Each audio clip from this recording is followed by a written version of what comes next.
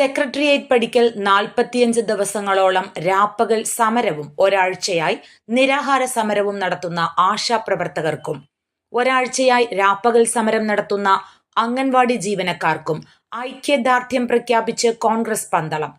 കുരമ്പാല മണ്ഡലം കമ്മിറ്റിയുടെ നേതൃത്വത്തിൽ പന്തളം നഗരസഭാ മന്ദിരത്തിന് മുൻപിൽ പ്രതിഷേധ ധർണ നടത്തി. പന്തളം മണ്ഡലം Congress president incharge A Naushad റാവുത്തറുടെ അധ്യക്ഷതയിൽ ജില്ലാ Congress committee general secretary advocate DN Thrideep പ്രതിഷേധ സമരം ഉദ്ഘാടനം ചെയ്തു. രാഷ്ട്രീയ പാർട്ടിയും ആ സമരത്തിന്റെ പിന്നിൽ തീവ്രവാദ ശക്തികൾ ഉണ്ടെന്നുള്ള നിലയിലുള്ള ഗുരുതരമായ ആരോപണമാണ് ആ സമരത്തിനെതിരെ അവർ ഉന്നയിക്കുന്നത്.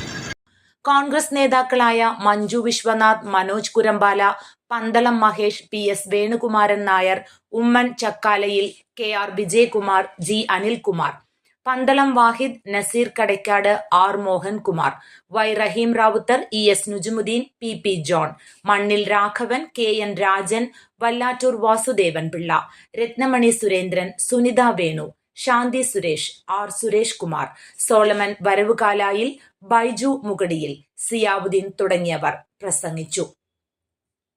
ജോണിക്കുട്ടി, അംബുജാക്ഷൻ നായർ, അലക്സാണ്ടർ H ഹാരിസ്, രാധാകൃഷ്ണപിള്ള, വിനോദ് മുകടിയിൽ, സുധ അച്യുതൻ, പ്രസന്നകുമാർ, രാജു വലക്കടവിൽ, കുഞ്ഞുമോൻ, റെജി ജോൺ മൂലയിൽ, വിജയകുമാർ പ്ലാങ്കോട്, KN സുരേന്ദ്രൻ, പ്രകാശ് തോമസ് തുടങ്ങിയവർ പ്രതിഷേധ ധർണയിൽ നേതൃത്വം നൽകി. News bureau, Pandalam.